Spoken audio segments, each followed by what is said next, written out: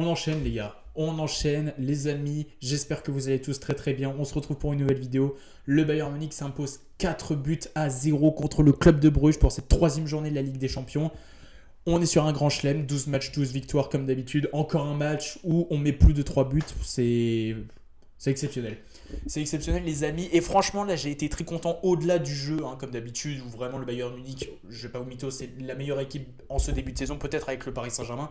D'ailleurs 4 novembre, je pense que ça va être une véritable bataille, ça va être une folie. Le prochain Bayern Munich-Paris Saint-Germain, c'est un truc de fou. Mais ce soir, on a mis une raclée au club de Bruges et je pense qu'on aurait pu en mettre bien plus. On a quand même un petit peu calmé le jeu en seconde mi-temps. Bruges, voilà, ils ont quand même plus reculé en deuxième mi-temps par rapport à la première. Mais voilà, franchement, on a assuré. Je suis content en plus pour fêter la prolongation, on va dire, de Vincent Kompany qui a du coup prolongé de 2 ans supplémentaires. Coach du Bayern du coup jusqu'en 2029. Et Vincent Kompany, pour sa prolongation de contrat, il a décidé de nous réserver quelques petites surprises. Et c'est des très très bonnes surprises, à commencer par Lennart Karl. Je pense que c'est lui que je vais mettre en avant dans le titre et la miniature. Lennart Karl, 17 balais. Qu'est-ce que vous faites vous à 17 ans? Pour ceux qui ont plus de 17 ans, qu'est-ce que vous faisiez? Moi à 17 ans, j'étais en train de pleurer parce que Rosselló avait mis un doublé. 17 ans, Lennart Karl, première titularisation en Ligue des Champions. En Ligue des Champions. 4e minute de jeu, le mec va te mettre un but d'anthologie. Je vous invite à aller le voir. 4e minute, le mec a un sang-froid. C'est une dinguerie. Techniquement, tu sens que ce mec, il a un truc. Et il a été élu homme du match. Il a battu le record de précocité de Jamal Musiala en Ligue des Champions parce qu'il avait marqué, je crois, contre la Lazio en 2021. C'était du coup le buteur le plus jeune de l'histoire du Bayern en Ligue des Champions. Lennart Karl a battu ce record de précocité.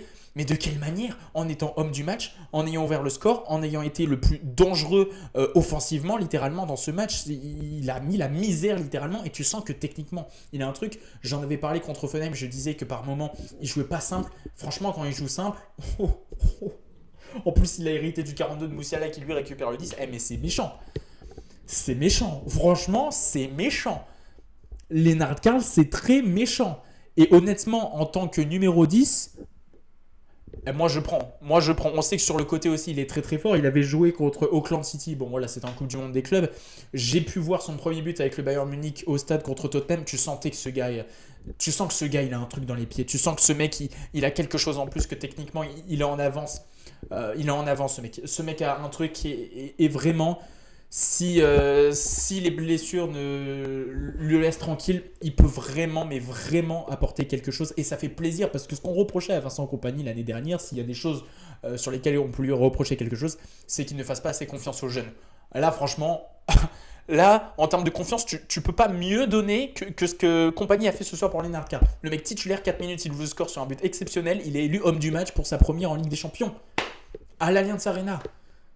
C'est exceptionnel. En plus de ça, il a fait rentrer Wisdom Mike qui aurait pu marquer Wisdom Mike. D'ailleurs, le commentateur sur Canal+, qui l'a appelé Mickey, en mode Mickey Mouse, on est à Disneyland Paris peut-être. Je veux bien que ce soit les enfants qui soient mis en avant ce soir, mais il faudrait peut-être aussi respecter les prénoms. Non, plus sérieusement, Wisdom Mike aussi, c'est dommage. Il a eu 2 grosses occasions, malheureusement, elles ne sont pas passées. Mais voilà, ça prouve que Vincent Kompany, il a aussi pris en compte de faire confiance aux jeunes. Et que je pense qu'on va en avoir besoin de ces jeunes pour la rotation. Et surtout qu'en plus de ça, ça manque un petit peu de maturité. Je pense notamment pour Lennart Karl, mais s'ils prennent en maturité, c'est des mecs qui peuvent vraiment réussir tout simplement au Bayern Munich et faire de la concurrence aux plus anciens. Parce que Serge Gnabry n'était pas titulaire ce soir. Je pensais qu'ils étaient remis de sa blessure à l'adducteur. C'est ce qui a fait qu'il n'était pas titulaire contre le Borussia Dortmund. Enfin, qu'il n'a pas joué ce match tout simplement. Mais là, franchement, si tu as des mecs comme Lennart Karl qui ont 17 balais, il va avoir les 18 ans qu'au mois de février. Donc c'est pas tout de suite encore. Qui lâche des prestations comme ça en Ligue des Champions. En plus, même contre Offenheim, alors que je l'avais pas trouvé excellent, il fait quand même une passe décisive pour Harry Kane.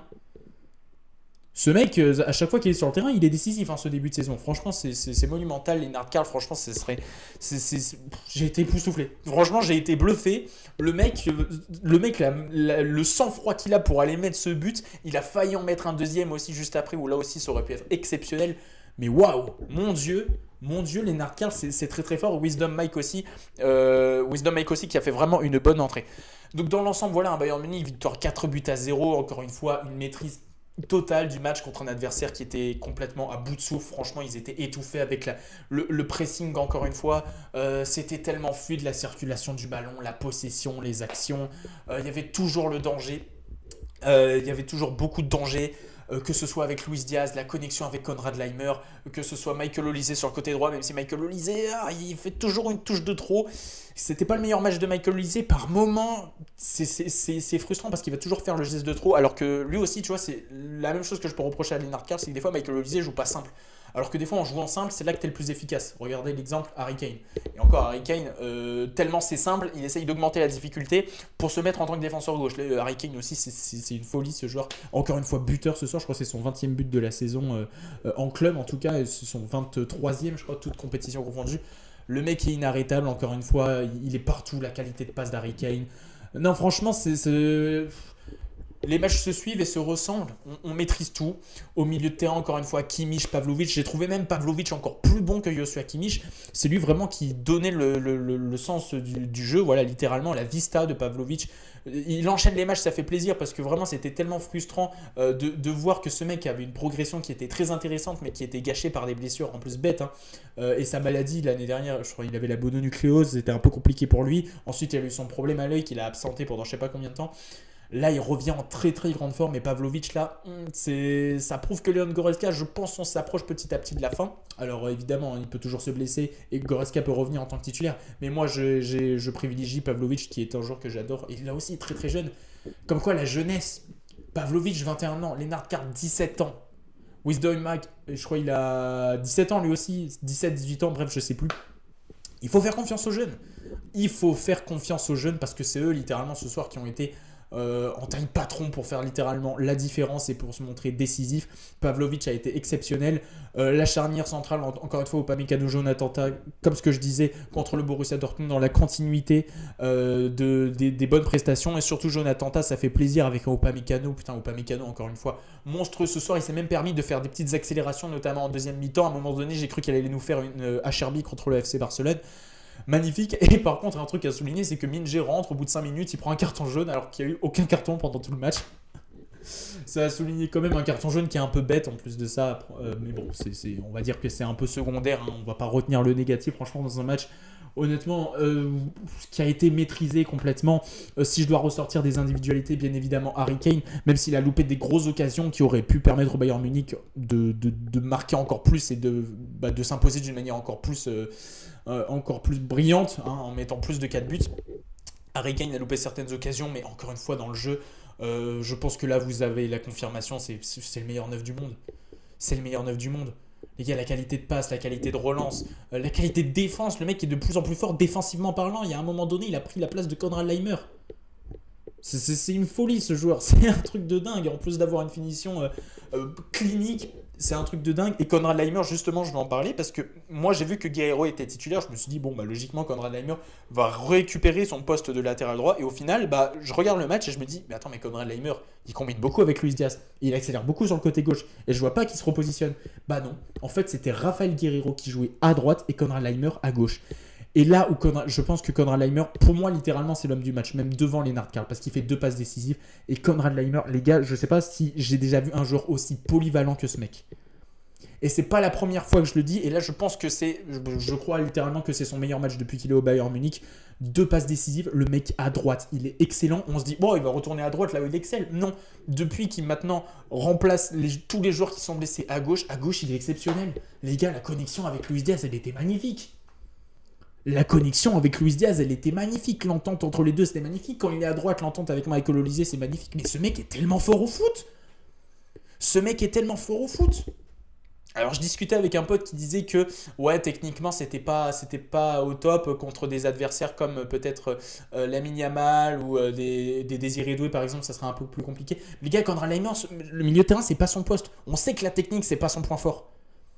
Mais les gars, physiquement, dans l'intensité, dans les duels, dans les récupérations de ballon, dans les dédoublements, dans les débordements, sa qualité de centre, les gars, Konrad Laimer est tellement percutant. quand il accélère, quand encore une fois il va déborder sur son côté et tout, les gars, il crée tellement de danger, il apporte tellement de danger. Konrad Laimer, il a énormément de qualité. C'est un mec qui est tellement, encore une fois, polyvalent, qui peut vraiment dépanner à n'importe quel poste. Et tu sais que Konrad Laimer sera performant, alors qu'encore une fois, son poste de prédilection, enfin son poste de base, c'est littéralement milieu de terrain. Et c'est fou de se dire ça. Alors oui, techniquement, évidemment, ça va pas être un joueur comme Michael Olise, comme Lamine Yamal, parce qu'encore une fois, c'est un milieu de terrain et c'est pas réputé pour être le joueur le plus technique. Mais franchement, les gars, des mecs qui sont aussi, qui ont autant d'impact dans l'animation offensive que Konrad Laimer, j'en vois pas beaucoup. Et au Bayern Munich aujourd'hui, il a fait tellement de bien. Et depuis le début de la saison, les gars, je vous dis, hein, littéralement, Konrad Laimer avec Nuno Mendes, c'est les meilleurs latéraux. Konrad Laimer, je pense qu'il n'y a que Nuno Mendes aujourd'hui qui peut être dans le débat du meilleur latéral de ce début de saison. Et Konrad Laimer n'est pas latéral de métier, c'est un milieu de terrain. C'est impressionnant vraiment ce mec, à quel point il est fort et à quel point il nous aide. Franchement, c'est un soulagement quand tu sais qu'à gauche, Davis n'est toujours pas revenu, Hiroki Ito n'est toujours pas revenu. Tu sais qu'à droite, Sacha Boey, par moments, c'est compliqué. Stanisic, il n'est toujours pas revenu de blessure. Mais le mec peut dépanner partout, en fait. C'est un truc de dingue, les retours défensifs, le nombre d'efforts, j'ai jamais vu un mec qui mouille autant le maillot que Konrad Laimer. Pour moi, c'est littéralement le MVP de ce match. C'est le plus fort. Et franchement, il nous a, ça fait, je vous conseille vraiment d'avoir un Konrad Laimer dans votre équipe et même dans votre vie carrément. Dans votre vie.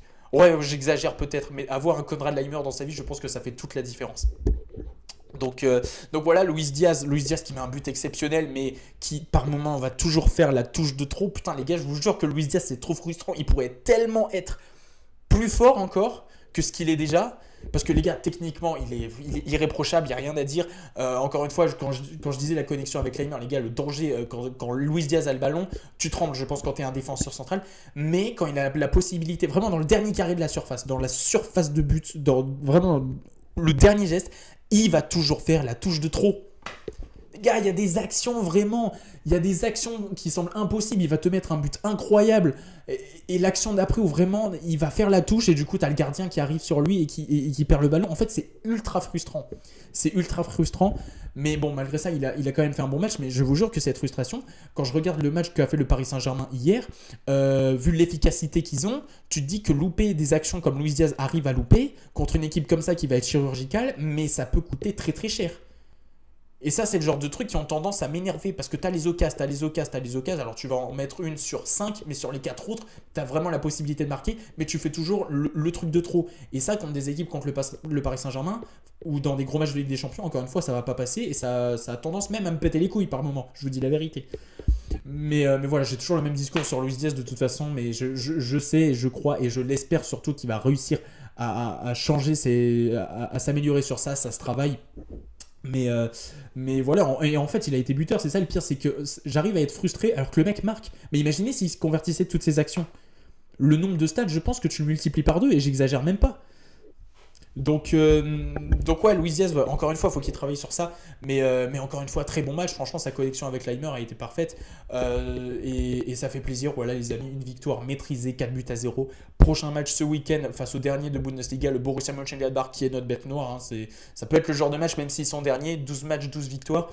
Ils peuvent niquer notre série en gagnant d'une manière atroce. Hein. La Borussia Mönchengladbach, à chaque fois, ils arrivent contre nous, ils se transforment en Real Madrid Prime, en Barça Prime. C'est un truc de fou, cette équipe. Et puis le prochain rendez-vous en Ligue des Champions, c'est contre le Paris Saint-Germain. Je sais que vous allez être sur mes côtes si on perd, mais si on gagne, c'est moi qui serai sur vos côtes. Voilà, ce sera une bataille littéralement le 4 novembre. J'ai très hâte de voir tout ça, les amis. En tout cas, merci encore une fois d'avoir suivi ce débrief. N'hésitez pas à vous abonner, vous êtes de plus en plus nombreux, ça me touche énormément. Merci beaucoup. On se donne rendez-vous à très bientôt pour une prochaine vidéo, un prochain live. Allez, salut.